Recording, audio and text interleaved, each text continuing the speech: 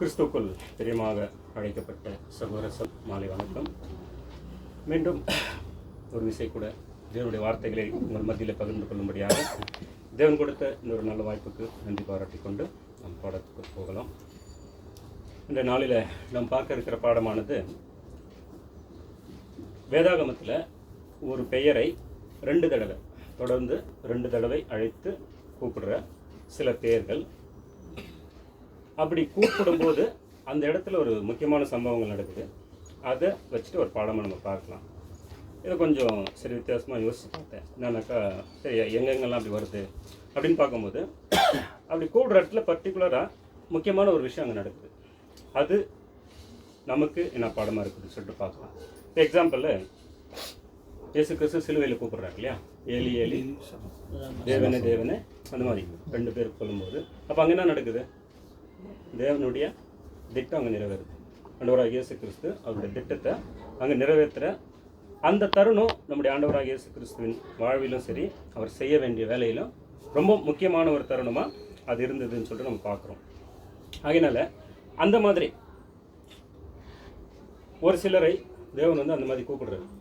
கூப்பிடும்போது அந்த இடத்துல சில முக்கியமான, நான் சொன்ன மாதிரி ஒரு முக்கியமான ஒரு காரியங்கள் இயேசு கிறிஸ்துவோட விஷயத்தில் திட்டம் நிறைவேறுது. அதே போல் அங்கே கூப்பிடுறவங்கள விஷயத்தில் கூட ஒரு விஷயம் அங்கே சொல்லப்படுது.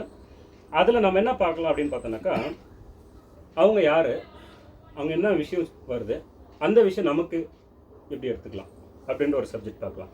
சரி, எக்ஸாம்பிள் யாருன்னு சொல்லுங்கள். யார் அந்த மாதிரி கூப்பிடுறாரு? அப்புறம் தாவீது எங்கே கூப்பிட்றாரு? மரணம் பள்ளத்தில் கூப்பிட்றாரு. Samuel correct. அப்புறம் ஆதாம் இல்லை, ஆபிரகாம், அப்புறம் மோசே, அப்புறம் அந்த பக்கம் எதுவும் வரல, சவுல், அப்புறம் கேட்கலீங்களா? மைக் தான் வைக்கணும். எதிர்வா ஓகே சொல்லிட்டாரு சார். ஓகே, எல்லாம் வந்துச்சு ஆல்மோஸ்ட்டு. இப்போ நம்ம சப்ஜெக்டுக்குள்ளே போகலாம். என்னன்னாக்கா, இதை வேத வசனங்களின் அடிப்படையில், அதாவது வேதத்தின் அடிப்படையில் நம்ம வரிசையில் பார்க்காம அங்கே சொல்ல வர்ற விஷயங்கள் அடிப்படையில் நம்ம பார்க்கலாம். ஏன்னா ஆதியாகமத்திலிருந்து வெளிப்படுத்தல் வரைக்கும் பார்க்காம அந்த விஷயங்கள் எவ்வளோ முக்கியத்துவம் அதை நம்ம படிப்படியாக பார்க்கலாம்.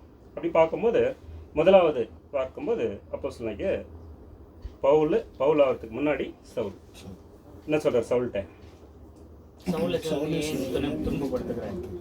அப்போஸ்தலர் 9:44 அவன் தரையில விழுந்தான். அப்போது சவுலே சவுலே, நீ என்னை ஏன் துன்பப்படுத்துகிறாய்? சவுலே சவுலே, ஏன் என்னை துன்பப்படுத்துகிறாய்? அப்ப அங்க என்ன சம்பவம் நடக்குது? சவுல் அழைப்பு வருது. சவுலுக்கான ஒரு அழைப்பு, தெரிந்து கொள்ளுதல். அதே சமயத்துல ஆண்டவராகிய இயேசு கிறிஸ்து சபையின் மேல் வச்சிருக்கிற அன்பு. என்ன சொன்னாரு? சவுலே சவுலே, ஏன் என்னை துன்பப்படுத்துகிறாய்? இதை இன்னும் அப்போஸ்தலர் 24:14 கூட வாசிக்கலாம். கேக்குதுங்களா ஸ்டேப்போ? அவர்கள் அங்கே 4:14 நாங்கள் எல்லாரும் அவர்கள் அங்கே அநேக நாள் சஞ்சரித்திருக்கையில், அப்போஸ்தலர் 26:14 நாங்கள் எல்லோரும் தரையில் விழுந்த போது சவுலே சவுலே, நீ ஏன் என்னை துன்பப்படுத்துகிறாய்? ஏன் என்னை துன்பப்படுத்துகிறாய்? அப்போ 2 தடவை அது சொல்ல வர்றாரு. அப்புறம் 2 இடத்துலையும் அங்கே சவுலே சவுலுன்னு கூப்பிடுறதை நம்ம பார்க்குறோம். அப்போ இங்கே என்ன முக்கியமான விஷயம் என்ன பார்க்குறோன்னா, ஒன்று அப்போஸ்தலர் பவுலுடைய அழைப்பு, 2வது ஆண்டவராகிய இயேசு கிறிஸ்து சபையின் மேல் வைத்திருக்கிற அன்பு. அப்போ ஏன் என்னை துன்பப்படுத்துகிறாருன்னா, அவரை துன்பப்படுத்தலை, சபையை துன்பப்படுத்தினால அந்த வார்த்தை அவர் சொல்ல. அப்போ நான் என்னுடைய சரீரம் சபையாக இருக்குது, அந்த சபையை நீ துன்பப்படுத்துறத அங்கே காமிக்கிறத நம்ம பார்க்குறோம். 2வது விஷயத்தை பற்றி நம்ம பார்க்கல. முதலாவது விஷயம் அப்போஸ்தலனாகிய பவுலுக்கு அழைப்பு, சவுலே சவுலே அப்படின்னு சொல்லும்போது, அப்போ சவுலை தேவன் எப்போது தெரிந்து கொண்டார்? 9:15 கூட வாசிக்கணும். அவர் எதற்காக தெரிந்து கொள்ளப்படுறார்? அதற்கு கர்த்தர், நீ போ, அவன் புறஜாதிகளுக்கும் ராஜாக்களுக்கும் இஸ்ரவேல் புத்திரருக்கும் என்னுடைய நாமத்தை அறிவிக்கிறதற்காக நான் தெரிந்து கொண்ட பாத்திரமாய் இருக்கிறான். எதுக்காக? அவருடைய நாமத்தை சொல்றதுக்காக நான் தெரிந்து கொண்ட பாத்திரமாக அவர் இருக்கிறாரு, நீ போ. அப்போ சவுலை எப்போ தேவன் தெரிந்து கொண்டார்? எல்லாரும் யோசிக்கிறதுனா இங்க சவுலே சவுலே அப்படி அழைக்கிறாருல, அப்போ தான் சொல்லிட்டேன். ஆனால் சவுலை தேவன் தெரிந்து கொண்டது அவருடைய தாயின் வயிற்றில் இருப்பதற்கு முன்பாகவே தெரிந்து கொண்டார். கலாத்தியர் 1:15, 1:15. அப்படி இருந்தும் நான் என் தாயின் வயிற்றிலிருந்த முதல் என்னை பிரித்தெடுத்த தம்முடைய கிருபையினால் எப்போ தேவன் தெரிந்து கொண்டார் பத்மா, தாயில் கருவில் உருவாகும் முன்னமே தெரிந்து கொண்டிருக்கிறார் அப்போஸ்தலனாகிய பவுல. அதே போல தான் நம்மையே கூட தெரிந்து கொண்டிருக்கார். ஆனால் நமக்கு எப்போ தெரியும்? இப்போ எனக்கு வந்து நான் ஒரு 32 வயசு இருக்கும்போது எனக்கு சத்தியம் தெரியும். ஆனால் தேவன் எப்போ என்ன முன்குறிச்சிருக்கிறாரு? தாயின் கருவில் உருவாகிறதுக்கு முன்னவே முன்குறிச்சிட்டு, ஏன்னா இல்லைன்னா நம்ம எல்லாருக்குமே ஒரு சாட்சி சொல்லலாம் இல்லைங்களா? நம்ம எங்கெங்கேயோ இருந்தோம், எங்கேயோ ஒரு மூலையில், எங்கேயோ ஒரு காட்டில், நான் எங்கேயோ ஒரு கிராமத்தில் இருந்து அங்கே கொண்டாந்து இங்கே வந்து இவ்வளோ பெரிய சத்தியத்தை தேவன் கொடுத்து, ஆனால் அந்த படிப்பு அறிவும் இல்லாத கூட தேவன் மத்தியில் பேச வைக்கிறாருன்னு சொன்னால் நம்மளால ஒன்றுமே இல்லை. எல்லாமே வந்து சுத்த தேவனுடைய கிருபை. அந்த கிருபைனால ஒவ்வொருத்தையும் இங்கே அழைச்சி கூட்டி சேர்த்துருக்கிறான்னு சொல்லும்போது இதே தான் அப்போஸ்தலனுடைய பவுலுடைய வாழ்க்கையில் நம்ம அங்கே பார்க்குறோம். அங்கே என்ன விஷயம் நம்ம பார்க்க வரோம்னா, ஒரு பாயிண்ட்லையும் நமக்கு என்ன முக்கியத்துவம்னு பார்க்க வரோம், அழைப்பு. அப்போ அந்த அப்போஸ்தலர் பவுல் அழைத்த மாதிரி நமக்கு ஒரு அழைப்பு கொடுக்குறார். எபேசியர் 3:7. தேவனுடைய பலத்த சத்துவத்தால் எனக்கு அளிக்கப்பட்ட வரமாகிய அவருடைய கிருபையினாலே இந்த சுவிசேஷத்திற்கு ஊழியக்காரனானேன். பவுல் சொல்றார், எதுக்காக அவர் அழைக்கப்பட்டாரோ அவருடைய கிருபையினால இந்த சுவிசேஷத்துக்கு நான் ஊழியக்காரனானேன். அப்போ அவர் அழைத்தார்.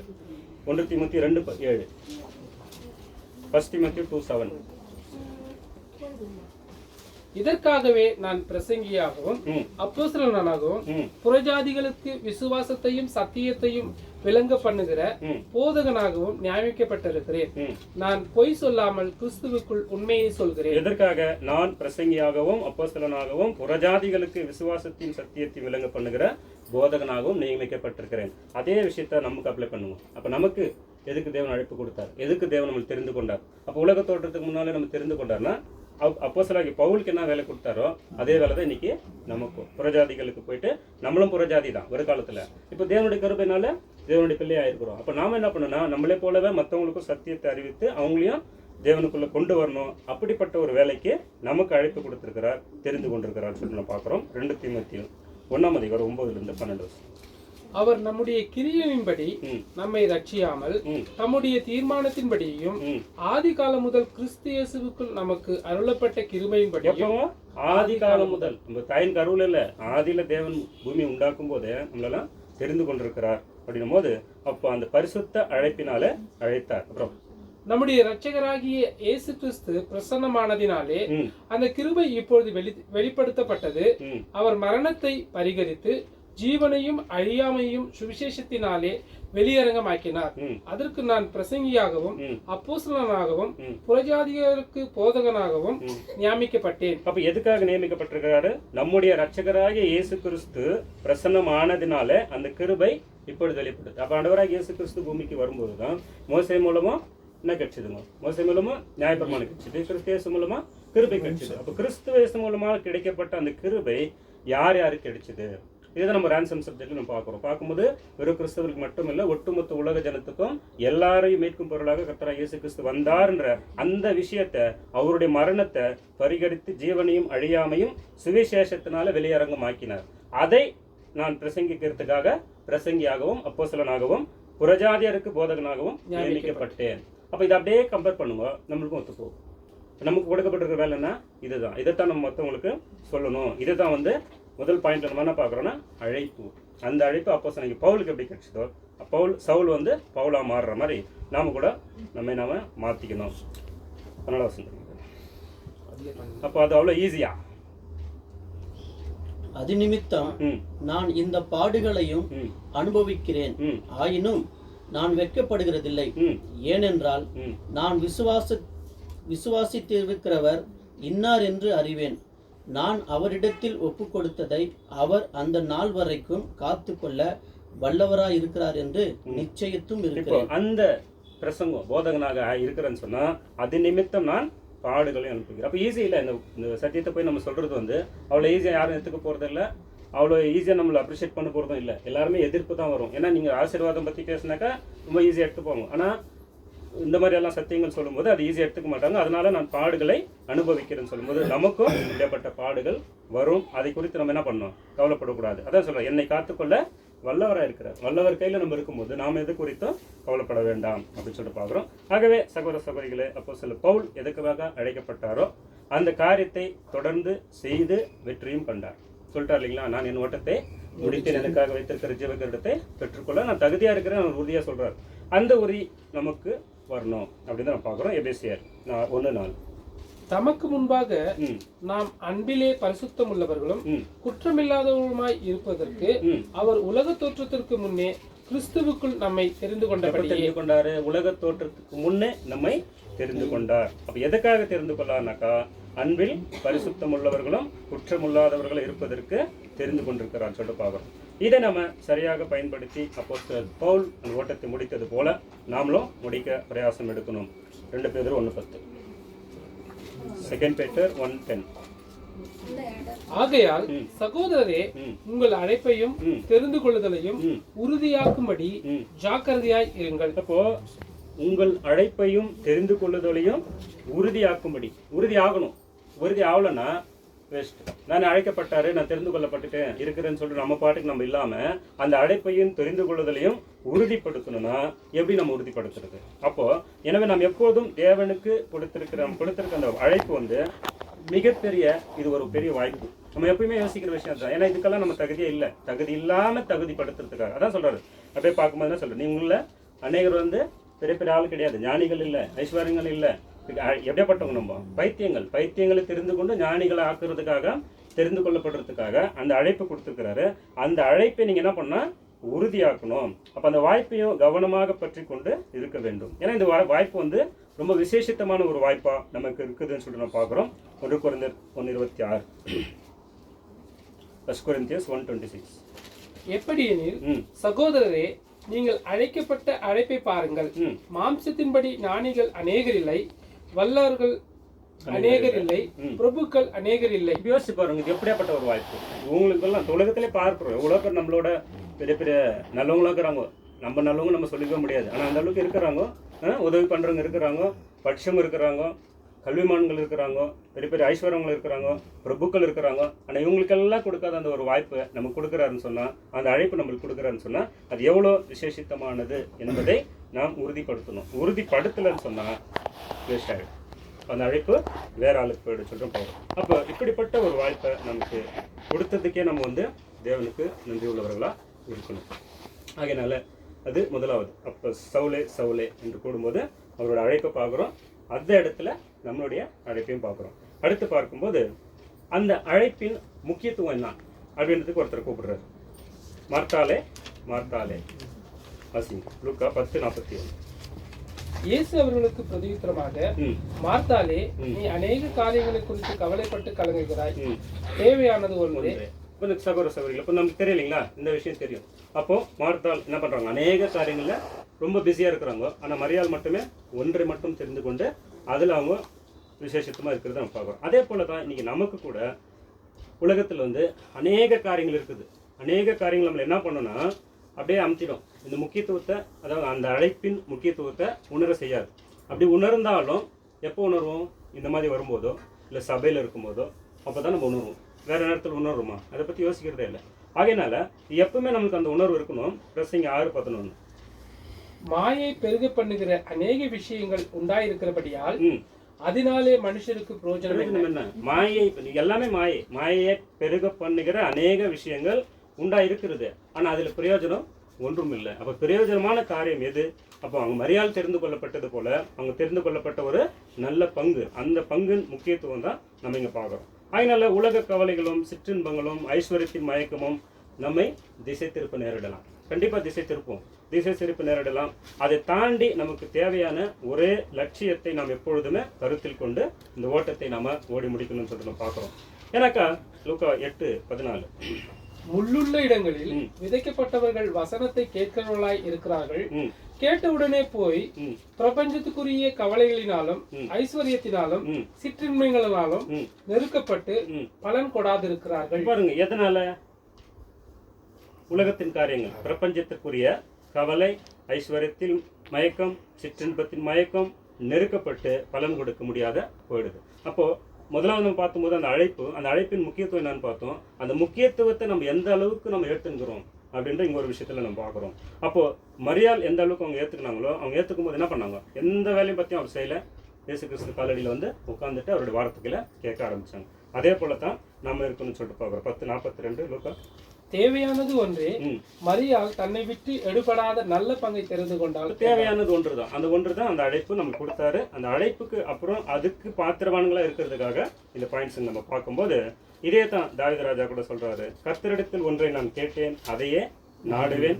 நான் கர்த்தருடைய மகிமையை பார்க்கும்படியாகவும் அவருடைய ஆலயத்தில் ஆராய்ச்சி செய்யும்படியாகவும் நான் என் ஜீவனுள்ள நாளெல்லாம் கர்த்தருடைய ஆலயத்தில் திருப்தியை நாடுவேன். இப்போ இந்த உணர்வு நமக்குள்ள வரணும். சங்கீதம் 27:4 வாசிக்க வேண்டாம். அப்போது நம்ம என்ன பண்ணோம், இப்போ இவ்வளோ சத்தியத்தை அறிந்த பிறகு, இந்த வாய்ப்பை நம்மளுக்கு கொடுத்த பிறகு, அந்த வாய்ப்பை நம்ம எப்படி பயன்படுத்தி கொண்டிருக்கிறோம் அப்படின்னு சொல்லிட்டு நம்ம பார்க்குறோம் சகோதரர்களே. இந்த பாயிண்டில் அடுத்து பார்க்கும்போது அந்த தேவையானது ஒன்றுன்னு சொன்னார் இல்லையா, மரியாள் தேவையானது ஒன்றை தெரிந்து கொள்ள அது நல்ல பங்கு, அது எது அப்படின்னும் போது இன்னொருத்தர் சொல்லுவார், சாமுவேலே என்றார்.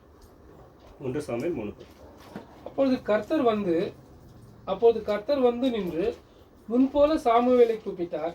அதற்கு சாமுவேல் சொல்லும் அடியேன் கேட்கிறேன் என்றார். இப்போ இந்த சாமுவேல ஸ்டோரி நமக்கு தெரியும் இல்லைங்களா. சாமுவேல் வந்து அண்ணாளுக்கு வந்து பிள்ளை இல்லாதப்போ அவங்க ஜெபிக்கிறாங்க. ஜெபித்து அந்த பிள்ளை கூட என்ன பொருத்தனை பண்ணுறாங்கன்னா, பிள்ளை பால் மறக்கிற வரைக்கும் என் கூட வச்சுக்கிறேன், அப்புறமா நான் ஆலயத்தில் கொண்டு வந்து விட்டுறேன்னு சொல்லிட்டு கொண்டு வந்து விட்டுறாங்க. விட்ட பிறகு அங்கே தேவன் என்ன பண்ணுறாருன்னா சாமுவேலை கூப்பிடுறார். சாமுவேலே என்று கூப்பிட்டார். அதுக்கு சாமுவேல் சொல்லும் அடியேன் என்றான். அப்போ அவங்க யார்கிட்ட போய் கேட்குறாரு, அவர் ஏலிகிட்ட போய் கேட்குறாரு, கூப்பிட்டீங்களா என்ன அப்படின்னு சொல்லிட்டு. இப்போ இங்கே பார்க்கும்போது சாமுவேல் வந்து எல்கானா மற்றும் அண்ணாளுக்கு மிக அதிகமான நாட்கள் குழந்தை இல்லாதிருந்து பிறந்த ஒரு குழந்தை. அப்போ அந்த குழந்தை ஆலயத்தில் விடப்பட்டது. அந்த ஆலயத்தில் அவர் தூங்கிட்டு இருக்கும்போது ஒரு நாள் என்ன பண்ணுறனாக்கா அந்த சத்தம் கேட்குது, சாமுவேலேன்னு சொல்லிட்டு. அப்போ சாமுவேல் போயிட்டு ஏலிக்கிட்ட நின்று அடியேன் கேட்குறேன்றார். அப்போ ஏலி சொல்கிறாரு, இல்லை நான் உன்னை கூப்பிடலையே அப்படின்றார்.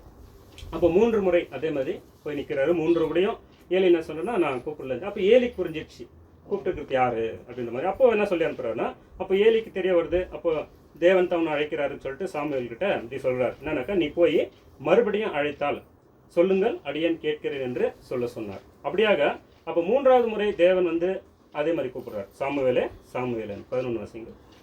கர்த்தர் சாமுவேலை நோக்கி, இதோ நான் இஸ்ரவேலில் ஒரு காரியத்தை செய்வேன், அதை கேட்கிற ஒவ்வொருடைய 2 காதுகளிலும் அது தொனித்துக் கொண்டிருக்கும். அப்போ சாமுவேலுக்கு என்ன சொல்றாருனாக்கா, அப்போ ஏலி சொல்லிட்டாரு உன்னை தேவன் தான் அழைக்கிறாரு, தேவனுடைய வார்த்தையை கேட்கும்போது அப்போ நீ என்ன சொல்ல, அடியன் சொல்லும் அடியன் கேட்கிறேன்னு சொல்லும்போது அப்போ தேவன் சாமுவேல் கிட்ட என்ன பேசுறாரு அப்படின்னாக்கா, கர்த்தர் சாமுவேலை நோக்கி, இதோ இஸ்ரவேலில் ஒரு காரியத்தை செய்ய போறேன், அதை கேட்கிற ஒவ்வொருவருடைய 2 காதுகளிலும் அது தொனித்துக் கொண்டிருக்கும்.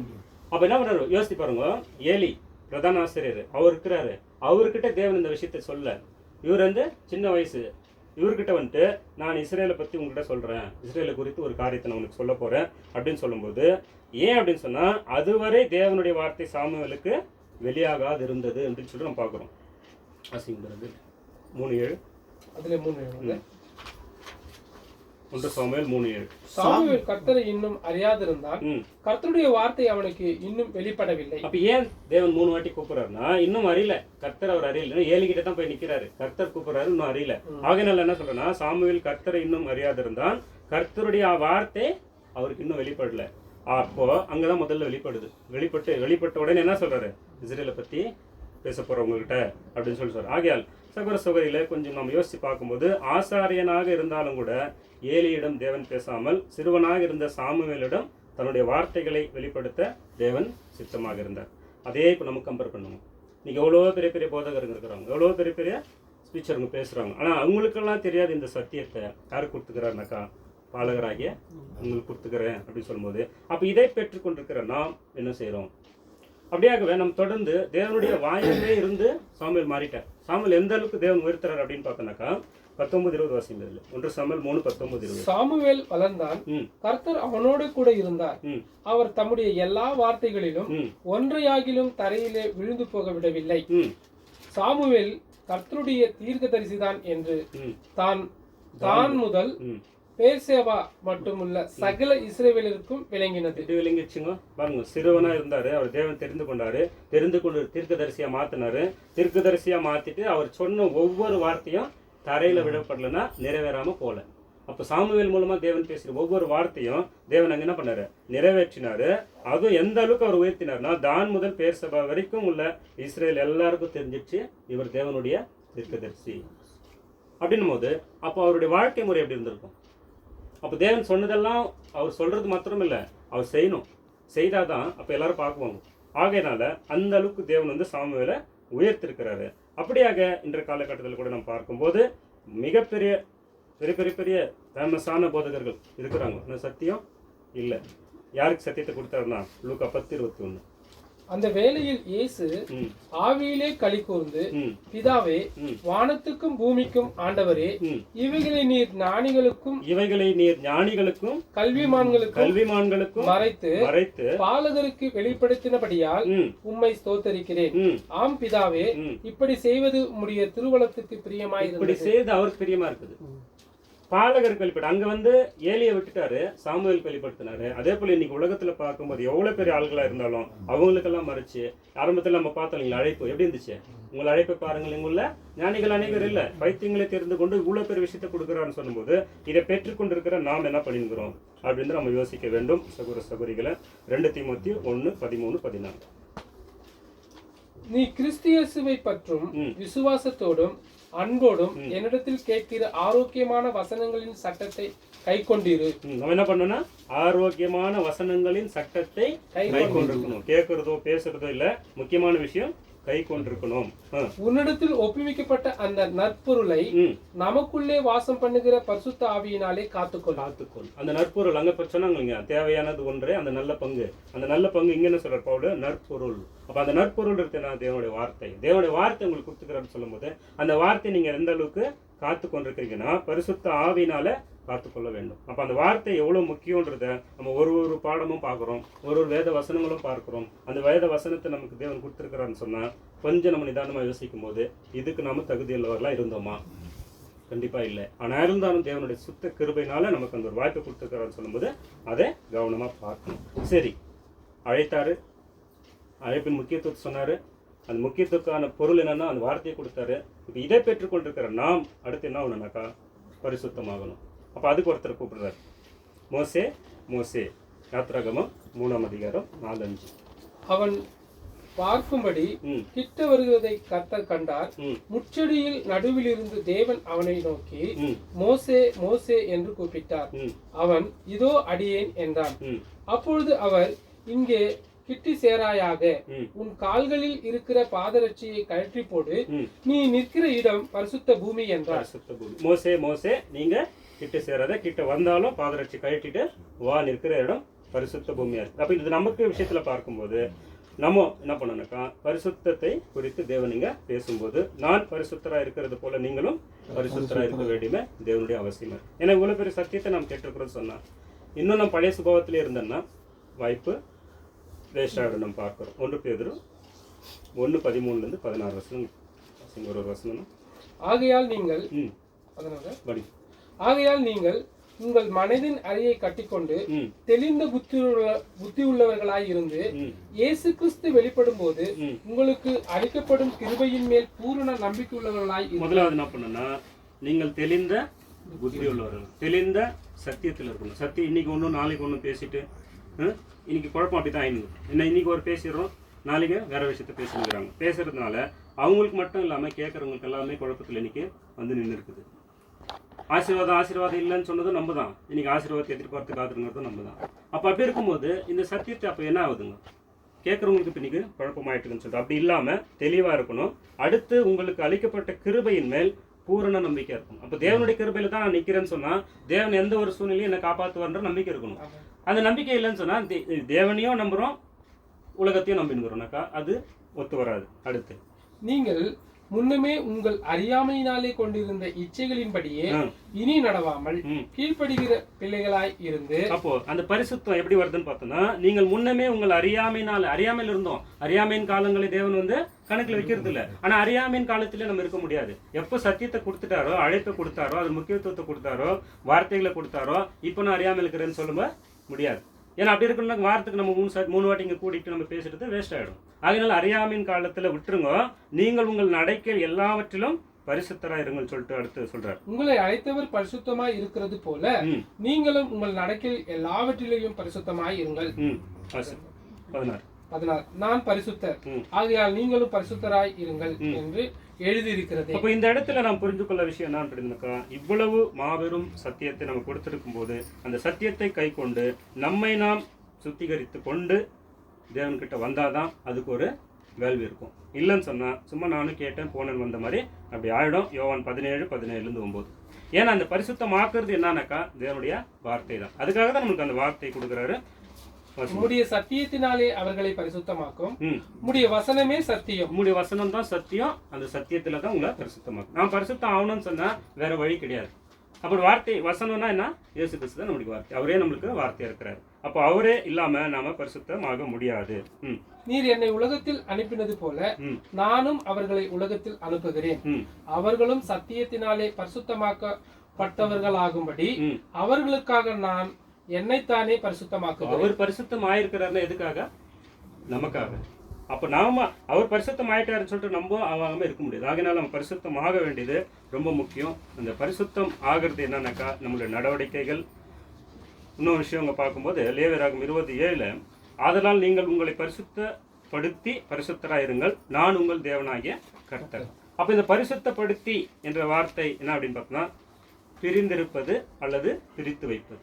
உலகத்திலிருந்து பிரிந்திருக்கணும், அசுத்தமானதிலிருந்து சுத்தமான பிரிஞ்சிருக்கணும், இல்லைன்னா பிரித்து வைக்கப்படும் அப்படின்ற ஒரு எபிரேய வார்த்தையிலேருந்து அது வருது.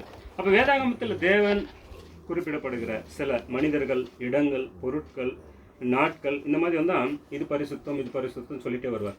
நம்ம லேவியராகமம் புக்கு படிக்கும்போது அதிலெல்லாம் பார்ப்போம் இது பரிசுத்தம் பரிசுத்தன்ற மாதிரி.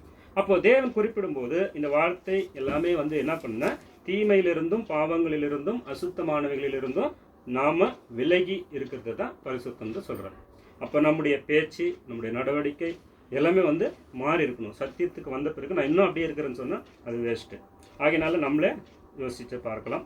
ஆகையால் நம்மளை நம்ம யோசித்து பார்த்து நாம் விட்டு விலகி இருக்கிறோமான்றது யோசித்து பார்க்கலாம். சங்கீதம் அது எல்லாருக்கும் தெரிஞ்ச வசனம் தான். துன்மார்க்கருடைய ஆலோசனையில் நடவாமல், பாவிகளுடைய வழியில் இல்லாமலும், பரியாசக்காரர் உட்காரும் இடத்தில் உட்காராமலும், கர்த்தருடைய வேதத்தில் பிரியமாக இருந்து இரவும் பகலும் அவருடைய வேதத்தில் தியானிக்கிற மனுஷன் பாக்கியவான். சங்கீதம் 1:1-2. அப்போ வேதாகமத்தில் பரிசுத்தம் என்பது மிகவும் குறிப்பிடத்தக்க பயபக்தி ஊட்டக்கூடிய தேவனின் குணநலங்களை குறிக்கிறது. தேவன் பரிசுத்தராக இருக்கிறான்னு சொன்னால் நான் பரிசுத்தராக இருக்கணும்னா அப்போ எந்த அளவுக்கு நமக்கு பயபக்தி இருக்கணும் அப்படின்ட்டு நம்ம பார்க்கணும். தேவன் நிறைவாய் பூரணமாய் முற்றிலுமாய் பரிசுத்தமாக இருக்கிறார். அவரிடத்துல பாவம் இல்லை அப்படின்னு சொல்கிறார். அப்போ நாம கூட அப்படி இருக்கணும்னு தான் தேவன் எதிர்பார்க்கிறார். எபிரேயர் 12:1. ஆகையால் மேகம் போன்ற இத்தனை திரளான சாட்சிகள் நம்மை சூழ்ந்து கொண்டிருக்க பாரமான யாவற்றையும் நம்மை சுற்றி நெருங்கி நிற்கிற பாவத்தையும் தள்ளிவிட்டு விசுவாசத்தை துவக்குகிறவரும் முடிக்கிறவருமாய் இருக்கிற இயேசுவை நோக்கி நமக்கு நியமித்திருக்கிற ஓட்டத்தில் பொறுமையோட ஓடக்கடவோம். அப்ப எனவே மோசே பாதரட்சியை கட்ட சொன்னது போல நாம் நம்முடைய பழைய சுபாவத்தை கழட்டிட்டு பரிசுத்தமா தேவன்கிட்ட வரணுன்றத அங்க பரிசுத்தத்தை பத்தி பேசுறாரு. சரி, பரிசுத்தம் ஆகணும்னா ஈஸி ஆயிடுமா? ஆகாது. அதுக்கு பலவித சோதனைகள் வரும். அப்ப அதுக்கு ஒருத்தர் கூப்பிடுறாரு பாருங்க, சீமோனே சீமோனே. லூக்கா 22:31-32. பின்னும் கர்த்தர் சீமோனே சீமோனே, இதோ கோதுமையை சுளைக்கினால் சுடைக்கிறது போல சாத்தான் உங்களை சுடைக்கிறதற்கு உத்தரவு கேட்டுக்கொண்டான். சுடைக்கிறதுனா சோதிக்கிறதுக்கு சாத்தான் பர்மிஷன் கேட்கறான். உங்க சீசரை சோதிக்க போறேன். அங்க யோபு தேவனுக்கு கேட்டார் இல்லையா, கர்த்தர் யோபை பத்தி. அந்த மாதிரி இப்போ இங்க பேதுருக்கிட்ட கேட்கிறார். பேதுரு சொல்லும்போது இயேசு கிறிஸ்து என்ன சொல்றாரு? அடுத்த வசனம், நானும் உன் விசுவாசம் ஒழிந்து போகாதபடிக்கு உனக்காக வேண்டிக் கொண்டேன். நீ குணப்பட்ட பின்பு உன் சகோதரரை ஸ்திரப்படுத்து என்றார். அதற்கு 31. பின்னும் கர்த்தர் சீமோனே சீமோனே, இதோ கோதுமையை சுளைக்கினால் புடைக்கிறது போல சாத்தான் உங்களை புடைக்கிறதற்கு உத்தரவை கேட்டுக்கொண்டான். அப்ப தேவன் இயேசு என்ன சொல்லிக்கலாம்? வேணான்னு சொல்லிக்கலாம் இல்லையா? அப்படி சொல்ல, உன் விசுவாசம் ஒழிந்து போகாதபடிக்கு உனக்காக நான் வேண்டிக்கிறேன். அப்போ அவர் வேண்டிக்கிறாரு. ஆனா உனக்கு வரும் அந்த பாடுகளோ சோதனைகளோ பிரச்சனைகளோ வரும். ஆனா அது வந்தாலும் கூட இயேசு நமக்காக பரிந்து பேசுகிறா இருக்கிறாரு. அவங்க அவருக்கு சொன்னார் இல்லையா, அவர் நான் வேண்டுறேன். அப்ப நமக்கு பரிந்து பேசி கொண்டிருக்கிறார். ஆகையினால இந்த டெஸ்ட் இல்லைன்னா நம்ம எங்க நிக்கிறோம் தெரியாது. ஆகையினால இது ரொம்ப தேவை. இப்போ சோதனைகள் சொல்லும்போது அந்த டெஸ்ட் நமக்கு ஆவிக்குரிய வாழ்க்கையில ரொம்ப மிக அவசியமா இருக்கு. நாம எங்க இருக்கிறோச்சோ அப்பப்போ தேவன் காட்டிட்டே இருக்குவார். அதுக்கு யாரன்னா விடுவார்? சாத்தானை விடலாம், புறஜாதிகள் விடலாம், இஸ்ரேல புறஜாதிகளை வச்சு அப்பப்போ அடிச்சுனே இருந்தார். நீங்கள் எங்கே போகிறீங்க வரீங்க, அந்த மாதிரி நமக்கும் பல விதத்தில் அது வந்துட்டே இருக்கும். குடும்பத்தில் வரலாம், சபையில் வரலாம், எப்படி வந்தாலும் நம்ம என்ன யோசிக்கணும்னா, இது நான் எங்கே இருக்கிறேன்னு காட்டுறதுக்காக தேவன் அதை காமிச்சுக்கிறார். ஏன்னா அப்படின்னு பார்த்தோன்னா, இவ்வளோ சத்தியம் நம்ம தெரிஞ்ச பிறகு அந்த சத்தியத்தின் மூலமாக நம்ம பரிசுத்தம் ஆகணும்னு சொன்னால் அது சுலபமாக சாத்தான் விட மாட்டான். எனக்கு அவன் கேட்பான், எப்படிங்கிறாங்க பார்க்கலாம். யோபு விஷயத்தில் நம்ம பாடமே பார்த்தோம் சர்ச்சில். அப்படி இருக்கும்போது அப்போது ஒரு சில நேரங்களில் நம்ம என்ன சொல்கிறோம், தேவன் நம்மளை சோதிக்கிறது இல்லை, ஆனால் ஒரு சில நேரங்களில் அந்த சோதனைகளை அனுமதிப்பார். இப்போ அங்கே இயேசு கிறிஸ்து அவருக்கு அனுமதிச்சார். அதே போல் தான் நம்முடைய வாழ்க்கையில் கூட அனுமதிப்பார். ஆனாலும் அதிலே விட்டுற மாட்டோம். அந்த ஒரு நம்பிக்கை நம்மளுக்கு கொடுக்குறாரு. ஏன் சோதிக்கணும் அப்படின்னு பார்க்கும்போது தெரிஞ்ச வசனங்கள் 1 பேதுரு 1:7, 1 Peter 1:7. அழிந்து போகிற பொன் அக்கினியினாலே சோதிக்கப்படும், அதை பார்க்கிலும் அதிக விலையேறி பெற்றதா இருக்கிற உங்கள் விசுவாசம் சோதிக்கப்பட்டு இயேசு கிறிஸ்து வெளிப்படும் போது உங்களுக்கு புகழ்ச்சியும் கனமும் மகிமை உண்டாக காணப்படும். புகழ்ச்சியும் கனமும் மகிமையும் உண்டாகணும்னா டெஸ்ட் வேணும், எக்ஸாம் வேணும், பரீட்சை எழுதணும். இல்லைன்னா அது 3 கிடைக்காது. புகழ்ச்சியும் கனமும் மகிமையும் கிடைக்காது. ஆகையினால இது நமக்கு அவசியமாக இருக்கிறது. அதே சமயத்தில் சோதனைகள் அனுமதிக்கப்பட்டாலும் அந்த சோதனைகள் நம்மளுடைய திராணிக்கு மேலாக இருக்காதுன்ற ஒரு வாக்குத்தத்தமும் கொடுத்துருக்கிறார். அப்போ நம்மளால் முடியாத பட்சத்தில் தேவன் நம்மை தாங்குகிற, பலன் கொடுக்கிற, மீண்டு வர வழி செய்கிறவரா இருக்கிறார் சொல்லிட்டு நம்ம பார்க்குறோம். ஆண்டவராக இயேசு கிறிஸ்து பேதுருக்கு தான் சொன்னார். ஏன்னா எச்சரித்தாரு, இந்த மாதிரி உனக்கு சோதனை வரப்போகுதுன்னு. அதே சமயத்தில் நான் உனக்கு வேண்டுகிறேன்னார். நமக்கு கூட வேண்டுகிறார். அவர் பேதுருக்கு மட்டும் இல்லை, நமக்கும் வேண்டுகிறவராக இருக்கிறாரு. அதே விஷயத்தை அப்போ இயேசு கிறிஸ்து வந்து பேதுருக்கு எச்சரித்தார், பேதுரு வந்து நமக்கு எச்சரிப்பு கொடுக்குறாரு. 1 பேதுரு 5:8. தெரிந்து புத்தியுள்ளவர்களாய் இருங்கள், விழித்திருங்கள், ஏனெனில் உங்கள் எதிராளியாகிய பிசாசானவன் கெர்ச்சிக்கிற சிங்கம் போல் எவனை விழுங்கலாமோ என்று வகை தேடி சுற்றி திரிகிறான். இப்ப அங்க என்ன சொன்னாரு, நானும் உன் விசுவாசம் ஒழிந்து போகாதபடி உனக்காக வேண்டிக் கொண்டேன், நீ குணப்பட்ட பின்பு உன் சகோதரரை சிறப்படுத்து. அவர் குணப்பட்டாரு. இப்ப அதே விஷயத்துக்கு இங்க என்ன சொல்றாரு, உஷாரா இருங்கோ, தெளிந்த புத்தி உள்ளவர்களா இருங்கோ, விழித்திருங்கோ, ஏனெனில் உங்கள் எதிராளியான பிசாசானவன் கெர்ச்சிக்கிற சிங்கம் போல எவனை விழுங்கலாம் என்று வகை தேடி சுற்றி திரிகிறான். நம்மளுக்கு தெரியாது, சுத்திட்டு இருப்போம். ஏன்னா நம்ம வந்து சத்தியத்தை அறிந்து சத்தியத்தினால விடுதலையாகி இருக்கிறதுனால நம்ம மறுபடியும் எப்படி அட்டாக் பண்ணலான்றதுக்காக நம்ம மேல தான் அவன் நோக்கமா இருப்பான். அப்படியாக ஆண்டவராக இயேசு கிறிஸ்து பேதுருக்காக மட்டுமில்லை, நமக்காகவும் வேண்டுதல் செய்கிறவராக இருக்கிறார். யோவான் 17:9, ஜான் 17:9.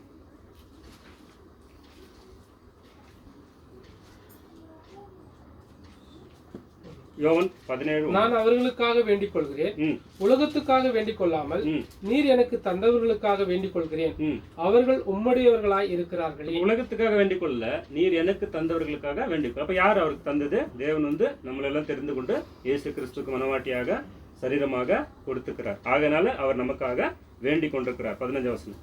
நீர் அவர்களை உலகத்திலிருந்து எடுத்துக்கொள்ளும்படி நான் வேண்டிக் கொள்ளாமல் நீர் அவர்களை தீமை நின்று காக்கும்படி வேண்டிக் கொள்கிறேன். தீமை நின்று காக்கும்படி, தீமை வரும் ஆனாலும் அதுல இருந்து காக்கும்படி இயேசு கிறிஸ்து நமக்காக வேண்டிக் கொள்கிறார். எனவே சகோதர சகோதரிகளை, நம்முடைய ஆவிக்குரிய ஓட்டத்துல எப்பேற்பட்ட சோதனைகள் வந்தாலும் என் ஆண்டவராக இயேசு கிறிஸ்து நமக்காக பரிந்து பேசுகிறார், நமக்காக தேவனிடத்துல வேண்டுதல் செய்கிறார், நமக்காக பலன் அளிக்கிறவர் இருக்கிறார்.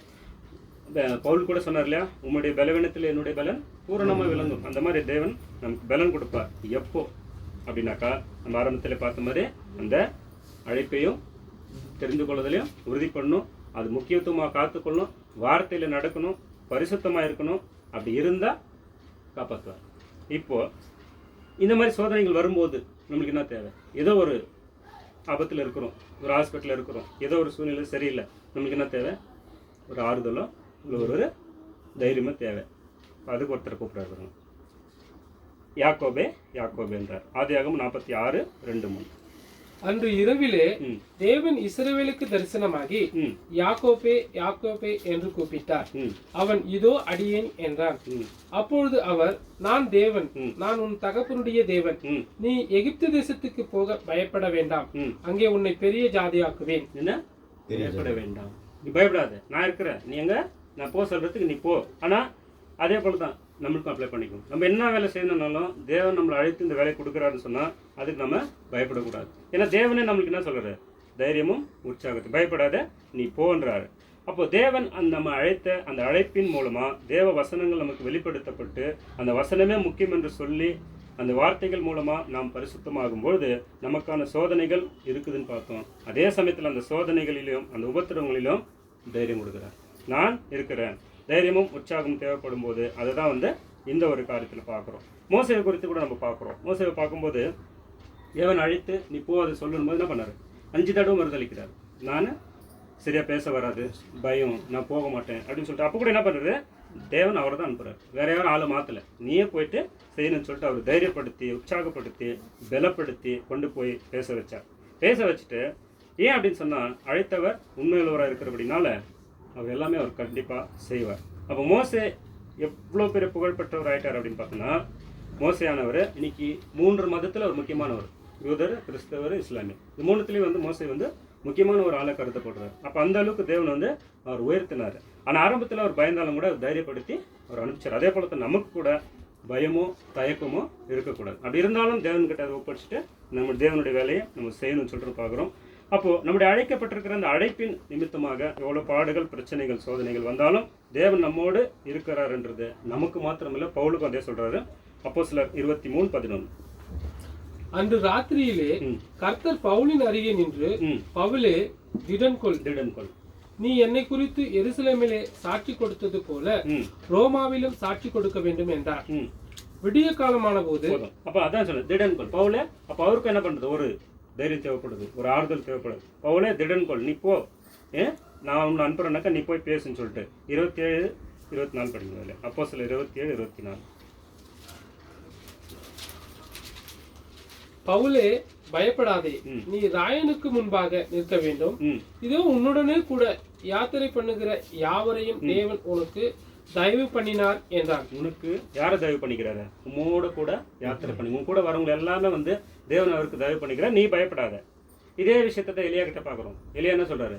யாரும் இல்லை, நான் ஒண்டிதான் இருக்கிறேன். அப்போ அவர் கண்ணு தந்து 7000 பேர் இருக்கிறாங்க பாருங்க. அதே போல தான் இன்னைக்கு நமக்கு கூட நம்ம என்ன யோசிக்கிறோம்னாக்கா, நமக்கு மட்டும்தாமே பிரச்சனைகளும் சோதனைகளும் வந்துருக்குது நம்ம யோசிக்கிறோம். இல்லை, எல்லாருக்குமே இருக்குது. ஆனால் நமக்கு என்ன தேனா? தேவன் தைரியம் கொடுக்குறார், தேவன் உற்சாகப்படுத்துகிறார், தேவன் பலப்படுத்துகிறார். இதை நம்ம எப்பவுமே மறந்துடக்கூடாது. ஏசாயா 41:10. ஐசாயா 41:10. நீ பயப்படாதே, நான் உன்னுடனே இருக்கிறேன். நான் உன்னுடனே இருக்கிறேன். திகையாதே, நான் உன் தேவன். நான் உன் தேவன். நான் உன்னை பலப்படுத்தி உனக்கு சகாயம் பண்ணுவேன். என் நீதியின் வலது கரத்தினால் உன்னை தாங்குவேன். அவருடைய கரத்துக்கு நம்ம வந்துட்டோம்னாக்க யார் நம்மளை எதிர்க்க முடியும்?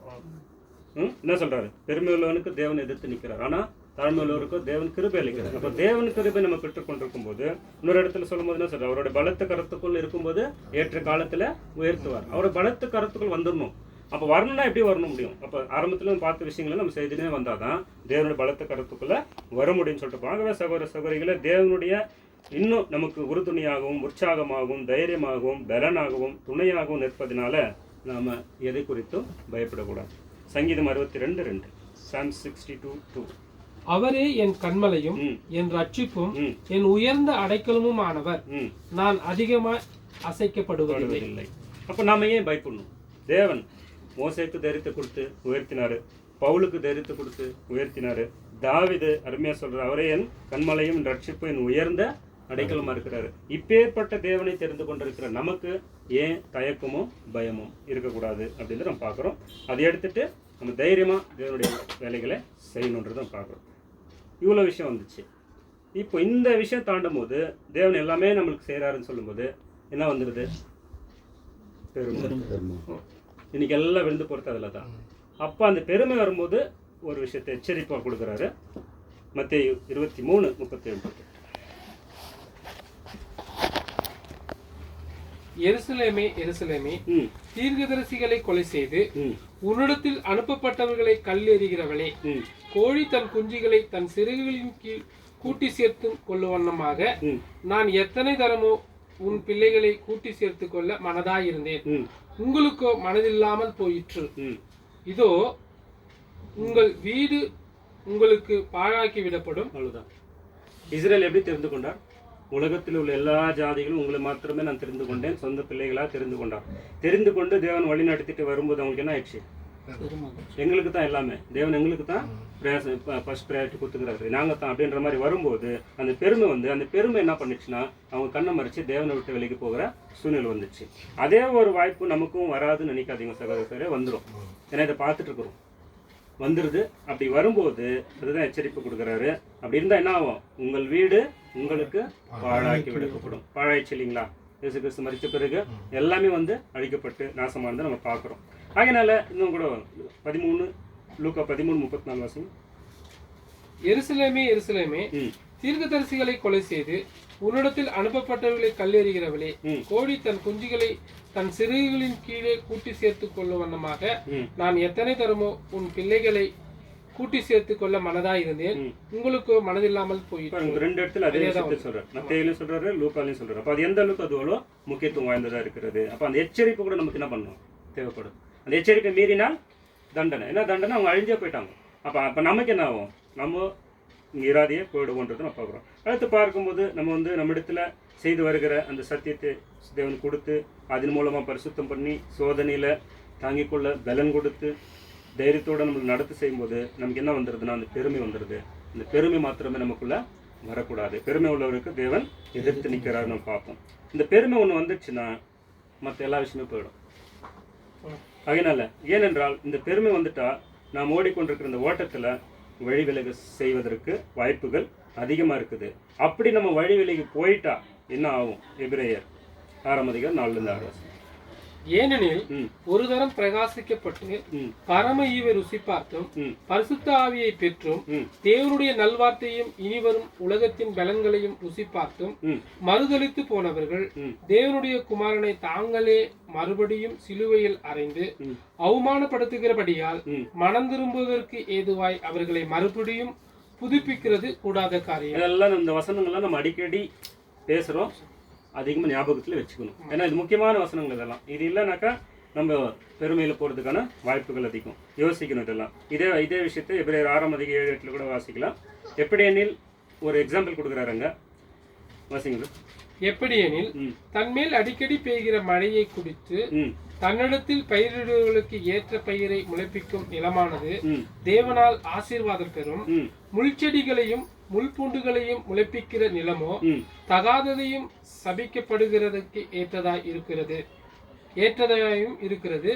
சுற்றறிக்கப்படுவதே அதன் முடிவு. யோசிச்சு பாருங்க. எப்படி எனில் தன்மேல் அடிக்கடி பெய்கிற மழையை குடித்து தன்னிடத்தில் பயிரிடுகிறவர்களுக்கு ஏற்ற பயிரை முளைப்பிக்கும் நிலமானது தேவனால் ஆசீர்வதிக்கும். மழைனா என்ன? தண்ணி.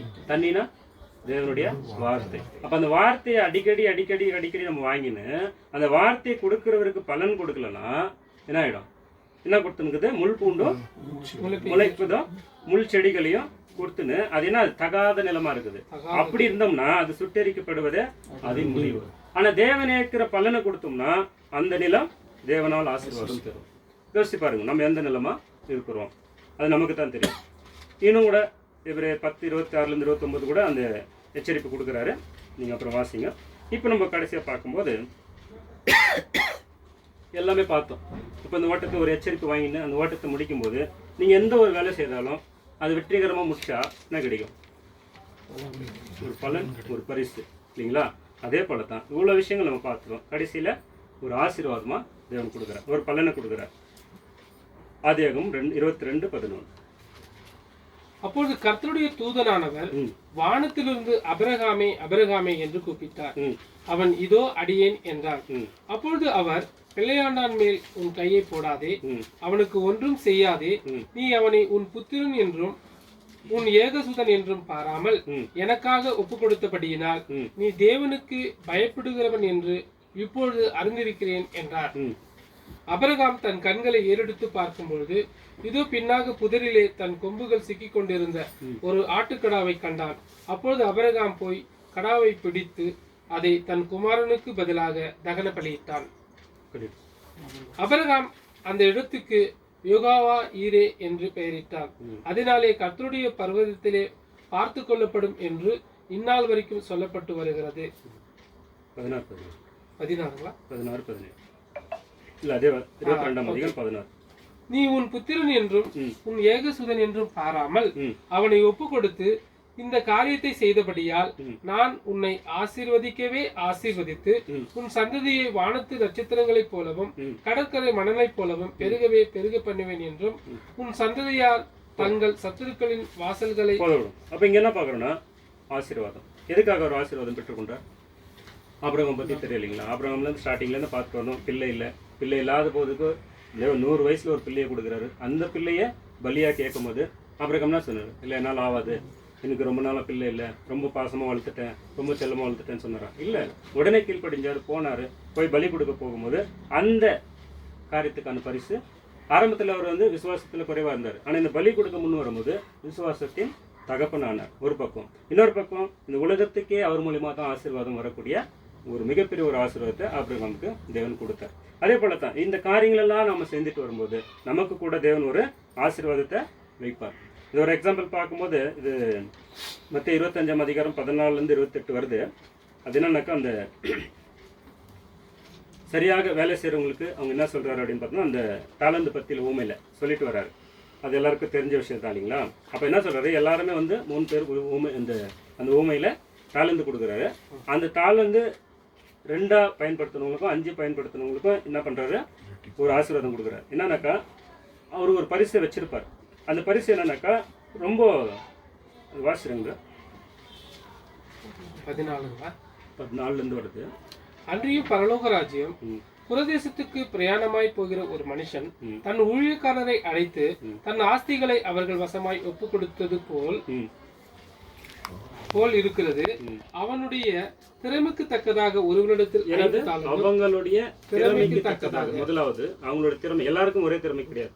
நம்ம அதான் பார்க்குறோம். என்னக்கா நம்ம வாசிக்கிறோம், ஒருத்தரை தேவன் வந்து எப்படி பயன்படுத்துறாரு, போதகராகவும், ஒருத்தருக்கு ஒரு சிலரை அப்போ சிலராகவும், ஒரு சிலரை ஒரு விஷயத்துக்கு, சின்ன விஷயத்துக்கு, பெரிய விஷயத்துக்கு, அந்த மாதிரி போகும்போது அப்போ எல்லாரும் என்ன யோசிச்சிடறாங்க இன்னைக்குன்னா, எல்லாருமே ஒரே மாதிரி ஆயிடணும். இப்போ ஒரு மூப்பர் இருக்கிறதா அந்த மூப்பர் மாதிரியே நான் ஆயிடணும்னு சொல்லிட்டு எல்லாருமே அப்படி யோசிச்சோம், அப்படி ஆகும். இப்போ நமக்கு என்ன வேலை கொடுத்துக்கிறாரோ அதில் நாம் என்ன பண்ணணும்னா உறுதியாக இருக்கணும். அது கரெக்டாக செய்தோம்னா தேவனை உயர்த்துவார். தேவன் வந்து அந்த வேலைக்கு தகுந்த மாதிரி உயர்த்துவார். வாசிங்க, அவங்கவுங்க திறமைக்கு தக்கதான தான் அந்த இது கொடுக்குறாரு. அப்புறம் அவருடைய திறமைக்கு தக்கதாக ஒருவரிடத்தில் 5 தாலந்தும் ஒருவரிடத்தில் 2 தாலந்தும் ஒருவரிடத்தில் 1 தாலந்துமாய் கொடுத்து உடனே பிரயாணப்பட்டு போனான். 5 தாலந்தை வாங்கினவன் போய் அவைகளை கொண்டு வியாபாரம் பண்ணி வேறு 5 தாலந்தை சம்பாதித்தான். அப்படியே 2 தாலந்தை வாங்கினவனும் வேறு 2 தாலந்தை சம்பாதித்தான். 1 தாலந்தை வாங்கினவனோ போய் நிலத்தை தோண்டி தன் எஜமானுடைய பணத்தை புதைத்து வைத்தான். வெகு காலமான பின்பு அந்த ஊழியக்காரனுடைய எஜமான் திரும்பி வந்து அவர்களிடத்தில் கணக்கு கேட்டான். அப்பொழுது 5 தாலந்தை வாங்கினவன் வேறு 5 தாலந்தை கொண்டு வந்து, ஆண்டவனே, 5 தாலந்தை என்னிடத்தில் ஒப்பு கொடுத்தீரே, அவைகளை கொண்டு இதோ வேறு 5 தாலந்தை சம்பாதித்தேன் என்றான். அவனுடைய எஜமான் அவனை நோக்கி, நல்லது, உத்தமமும் உண்மையும் உள்ள ஊழியக்காரனே, கொஞ்சத்திலே உண்மையாய் இருந்தாய், அநேகத்தின் மேல் உன்னை அதிகாரியாக வைப்பேன், உன் எஜமானுடைய சந்தோஷத்திற்குள் பிரவேசி என்றான். இப்ப அதே விஷயத்தை தான் 2 தாலந்து வாங்கினவங்க வேலைக்கும், 2 தாலந்து 5 தாலந்து ரெண்டுக்குமே பரிசு என்ன ஒண்ணுதான். நீங்க உண்மையா இருந்ததுனால, வேலை செஞ்சதுனால என்ன சொல்றேன்னா எஜமானுடைய சந்தோஷத்துக்குள் பிரவேசி. யோசிச்சு பாருங்க, நம்ம ஒருத்தரும் ஒரு இடத்துல வேலை செய்யறோம். நம்ம எஜமானுங்க எவ்வளவு பெரிய பெரிய ஆளா இருப்போம். அவங்க சந்தோஷமும் நம்ம சந்தோஷமும் ஒன்னாகுதான். அப்ப இந்த உலகத்திலேயே எப்படி இருக்கும்போது அப்போ நம்மளுடைய எஜமானன் இயேசு கிறிஸ்து தேவன். அப்ப அவங்களுடைய சந்தோஷத்துக்குள்ள பிரவேசிக்கும்படியான ஒரு வாய்ப்பு கொடுக்குறாருன்னா அதுக்கு நம்ம என்ன பண்ணோம், ஆரம்பத்துல இருந்து பார்த்த விஷயங்கள் பலியின் வாழ்க்கை வரணும். அப்ப அந்த பலியின் மூலமா தான் ஆபிரகாம் வந்து அந்த வாய்ப்பை பெற்றுக்கணும், அந்த ஆசீர்வாதத்தை பெற்றுக்கணும். அதே போல தான் நம்ம கூட என்ன பண்ணா இந்த பலியின் வாழ்க்கையில சரியா ஓடி முடித்தோமானால் நமக்கு அந்த பரிசை தேவன் கொடுப்பார் என்று நம்ம பார்க்கிறோம். அதனால என்ன அந்த பரிசு அப்படின்னு பார்க்கும்போது வெளிப்படுத்தல் 3:21, நான் ஜெயங்கொண்டு என் பிதாவினுடைய சிங்காசனத்திலே அவரோடு கூட உட்கார்ந்தது போல ஜெயங்கொள்ளுகிறவன் எவனோ அவனும் என்னுடைய சிங்காசனத்தில் என்னோடு கூட உட்காரும்படி அருள் செய்வேன். வெளிப்படுத்தல் 2:7. ஆவியானவர் சபைகளுக்கு சொல்கிறதை காதுள்ளவன் கேட்க கடவன். ஜெயம் கொள்கிறவன் எவனோ அவனுக்கு தேவனுடைய பரதீசின் மத்தியில் இருக்கிற ஜீவ விருட்சத்தின் கனியை புசிக்க கொடுப்பேன். மத்தியில் இருக்கிற ஜீவ விருட்சத்தின் கனி, ஜீவ விருட்சத்தின் கனினா நித்திய ஜீவன். நித்திய ஜீவன் நம்ம கொடுக்கறதுக்காக அது அந்த பரிசா இருக்குது. 2:26 அதுல வெளிப்படுத்தல் 2:26. ஜெயம் கொண்டு முடிவு பரியந்தம் என் கிரியைகளை கை கொள்ளுகிறவன் எவனோ அவனுக்கு நான் என் பிதாவினிடத்தில் அதிகாரம் பெற்றது போல ஜாதிகள் மேல் அதிகாரம் கொடுப்பேன். ஆபிரகாம் கொடுத்தாருங்களா, ஒட்டுமொத்த உலகத்தையும் அவர் மூலமா தான் ஆசீர்வதிக்க போறோம் அதிகாரம். அதே போல நமக்கு கொடுக்கும்போது அங்க என்ன செய்யணும்னா ஜெயம் கொள்ளணும், முடிவு வரை தன் கிரியைகளில கை கொண்டிருக்கணும். அப்போ அவனுக்கு தான் என் பிதாவினிடத்துல நான் அதிகாரம் பெற்றது போல ஜாதிகள் மேல அதிகாரம் கொடுக்க வேண்டாம். இப்படியாக அநேக வசனங்கள் நம்ம பார்த்துட்டே போகலாம். ஏன்னா ஆசீர்வாதம் எவ்வளவு பெரிய ஆசீர்வாதம் தேவன் வச்சிருக்கிறாருன்னு சொல்லிட்டு. ஆகினால தேவன் நமக்கு உறுதிப்படுத்தி சொல்லுகிற விஷயங்கள் என்ன அப்படின்னு பார்த்தோம்னா, அப்போ இந்த பாடத்துல நம்ம ஆரம்பத்துல பார்த்தோம் இல்லைங்களா, அழைப்பு யாருக்கு? சவுலுக்காக பார்த்தோம். அதே சவுலு தான் கடைசியில் பரிசாவை பார்க்கும்போது முடிக்கிறார். 1 தீமோத்தேயு 4:7, 2 தீமோத்தேயு 4:7. நல்ல போராட்டத்தை போராடினேன், ஓட்டத்தை முடித்தேன், விசுவாசத்தை காத்துக்கொண்டேன். இது முதல் நீதியின் கிரீடம் எனக்காக வைக்கப்பட்டிருக்கிறது. நீதியுள்ள நியாயாதிபதியாக கர்த்தர் அந்நாளில் அதை எனக்கு தந்தருள்வார். பாருங்க, ஆரம்பத்துல நம்ம பாயிண்ட் பார்த்தது அழைப்பு. சவுலே சவுலேன்னு அழைச்சாரு, முடிக்கும் போது பவுல் ஆயிட்டாரு. எப்படி முடிக்கிறாரு? என்னுடைய ஓட்டத்தை நான் முடித்தேன். இதே நம்மளை கம்பேர் பண்ணிக்கோங்க. அந்த அழைப்பு தொடர்ந்து இப்போ நம்ம முடிச்சுட்டு இருக்கிறோமா, இல்லை ஓடிட்டு இருக்கிறோமா, இல்லை இன்னும் ஸ்டார்ட்டே பண்ணலையா, நம்ம நாமே சோதித்து பாருங்க. எனவே பவுல் அப்போஸ்தலரை போல நாமும் பிரயாசப்பட்டு விசுவாசத்தை காத்துக்கொண்டு ஓட்டத்தை முடிக்க வேண்டியவர்களாக இருக்கிறோம். இப்போ நாம் இப்போ பார்த்த இந்த ஒவ்வொரு குறிப்பையும் நம்ம பார்க்கும்போது அழைப்பு, முக்கியத்துவம், வார்த்தை, பரிசுத்தம், சோதனை, தைரியம், உச்சரிப்பு, ஆசீர்வாதம், இதெல்லாம் நீங்கள் ஒரு பாயிண்டாலே ஒரு சப்ஜெக்டாகவே எடுத்து பார்க்கலாம். பார்த்தா கூட இது நீங்கள் இன்னும் ஒரு பெட்டராக இருக்கும்னு சொல்லி பார்க்குறோம். ஆகினால் சகோதர சகோதரிகளை இப்போ பார்க்கும்போது சவுலே சவுலே என்று அழைப்பு கொடுத்தார், மார்த்தாலே மார்த்தாலே என்று அந்த அழைப்பின் முக்கியத்துவத்தை உணர்த்தினார், சாமுவேலே சாமுவேலே என்று தேவனுடைய வார்த்தையை கொடுத்தார், மோசே மோசே என்று பரிசுத்தத்தை உணர்த்தினார், சீமோனே சீமோனே என்று சோதனைகள் வரும் என்று எச்சரித்தார், யாக்கோபே யாக்கோபே என்று தைரியத்தையும் உற்சாகத்தையும் கொடுக்குறனாரு, எருசலேமே எருசலேமே என்று எச்சரிப்பு கொடுத்தாரு, ஆபிரகாமே ஆபிரகாம் என்று ஆசீர்வாதத்தை கொடுப்பேன்னு வாக்குத்தத்தம் பண்ணிக்கிறேன். இப்போ இந்த இடத்துலலாம் எடுத்துட்டு அவங்கவுங்க பேரை போட்டு படிச்சு பாருங்க, கிளியராக மேட்ச் ஆகிடும். இப்போ நம்ம எங்கே இருக்கிறோம், என்ன பண்ணினுக்கிறோம்னு சொல்லிட்டு அழைக்கப்பட்டிருக்கிறோம், முக்கியத்துவத்தை கொடுத்துக்கிறாரு, வார்த்தையை கொடுத்துக்கிறாரு, பரிசுத்தம் இருக்க சொன்னார், சோதனைகள் வரும்னாரு, சோதனையில் தைரியம் கொடுப்பேன்னாரு, அதே சமயம் எச்சரிக்கையும் செய்யினார், கடைசியில் ஆசீர்வாதத்தை பரிசீலிக்கிறார். இது நம்ம எந்த இடத்துல இருக்கிறோம் பார்த்து நம்மை நாமே தீர்மானித்து போகலாம். ஆகையால் பொறுமையோடு கேட்டவங்கள் யாவருக்கும் நன்றி. இம்மட்டுமாய் பேச வைத்த பிதாவாகிய தேவனுக்கும் கர்த்தராகிய இயேசு கிறிஸ்துவுக்கும் நன்றியை எடுத்துக்கொண்டு நாம் படத்தை முடிக்கலாம். தேவன் தாமே ஆசீர்வதிப்பாராக. ஆமென்.